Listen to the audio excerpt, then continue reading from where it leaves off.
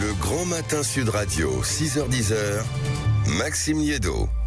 Il est 7h35 et Sud Radio vous explique ce matin l'absence d'accord entre les députés et les sénateurs sur le budget qui oblige le gouvernement à présenter une loi spéciale pour éviter, selon les termes qu'on entend à peu près partout, un shutdown à la française. Bonjour Benjamin Morel.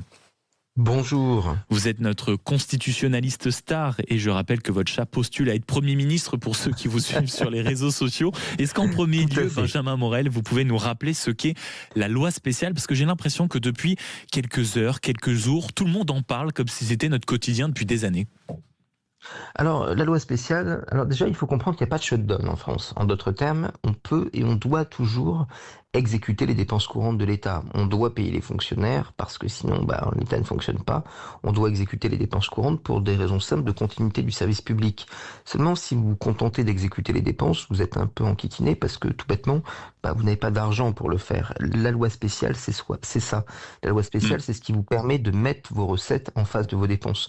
Et donc, la loi spéciale qui va être votée a priori aujourd'hui sans trop de difficultés, comportera 3 articles. Il y en a un premier qui autorise l'État à prélever les impôts, un deuxième qui flèche une partie de ces impôts vers les collectivités territoriales, et un troisième qui permet à l'État d'emprunter sur les marchés pour arriver à faire la jonction entre ce qu'il dépense et ce qu'il perçoit.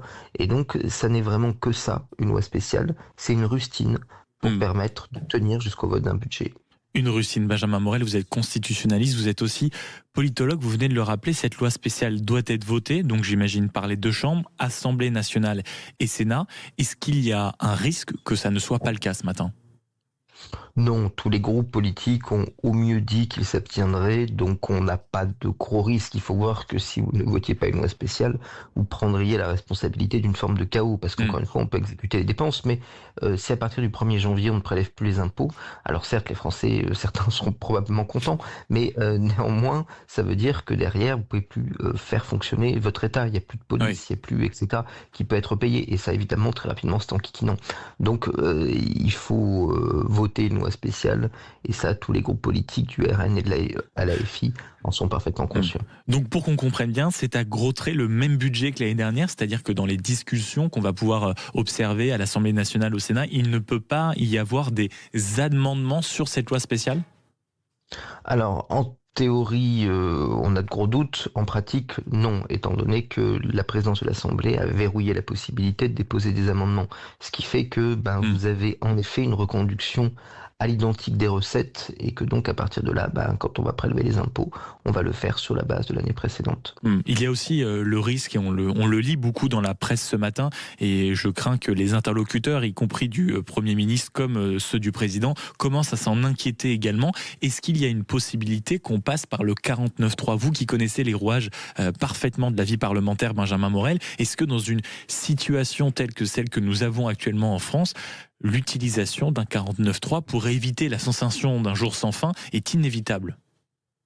C'est de plus en plus inévitable, en effet, pour des raisons arithmétiques, c'est-à-dire que pour faire passer le budget de 149 alinéa 3, vous auriez besoin soit que les socialistes votent le budget, ils l'ont exclu, puis ça impliquerait qu'ils s'inscriraient d'une certaine façon dans la majorité s'ils le faisaient, soit que toute la gauche hors LFI décide de s'abstenir sur le budget, ce qui aujourd'hui n'est ni envisageable pour les communistes ni pour les écologistes. Donc une fois qu'on a dit ça, la seule voie arithmétiquement à peu près rationnelle et possible, ça devient un 49 alinéa 3, mais un 49 alinéa 3 sans doute négocié, où le Parti socialiste, les LR obtiendront des amendements qui vaudront gage de non-censure. On entend souvent aussi que cette loi spéciale, Benjamin Morel, coûte en réalité très cher à l'État français, donc à nous, contribuables accessoirement. Le chiffre de 12 milliards est souvent évoqué. C'est juste une loi spéciale coûte forcément plus cher ? Non, pas forcément. Et là-dessus, on n'a pas d'accord entre les économistes, visiblement, sans être économiste en tout cas. C'est quoi, c'est l'argument du gouvernement ? Parce que l'année dernière, ça avait coûté 12 milliards.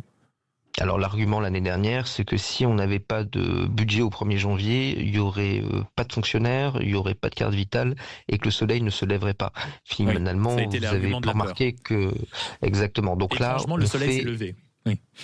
Et étrangement, en effet, le soleil s'est levé, si vous voulez. Donc, on peut comprendre l'argument dans un objectif politique. Maintenant, c'est que ça coûterait beaucoup plus cher. En réalité, on n'a aucune certitude là-dessus, étant donné que vous exécutez vos dépenses, mais vous les exécutez sur la base des services votés. Autrement dit, vous les Ouais. exécutez à minima. Donc là, vous faites des économies. En fait, le vrai danger, il n'est pas tant pour le déficit, il est pour la croissance. Parce que si vous ne faites qu'exécuter vos Ouais. services votés, c'est-à-dire que vous n'avez pas de dépenses d'investissement. Vous n'en avez pas beaucoup dans les collectivités qui attendent de savoir de combien vont être leurs dotations, et pas beaucoup dans l'État qui en fait est tenu à des dépenses qui sont uniquement des dépenses de fonctionnement. Derrière vos dépenses publiques, derrière vos marchés publics, vous avez des entreprises. Derrière ces entreprises, vous avez des sous-traitants. Donc c'est Hmm. tout un tissu économique qui peut rapidement être fragilisé, l'armement, le BTP, etc., qui dépend de la commande publique. Et donc pour cette raison-là, on ne peut pas tenir trop longtemps avec des lois spéciales, quel que soit leur coût. Surtout quand on sait qu'il y a tout un domaine militaire qui attend énormément de nouvelles dépenses. Merci beaucoup Benjamin Morel d'avoir été avec nous. Je rappelle que vous êtes politologue et constitutionnaliste. Je compte sur vous pour profiter de cette fin d'année pour que votre animal de compagnie préféré soit à l'heure à Matignon. Merci beaucoup d'avoir été avec nous ce matin. Il est 7h41.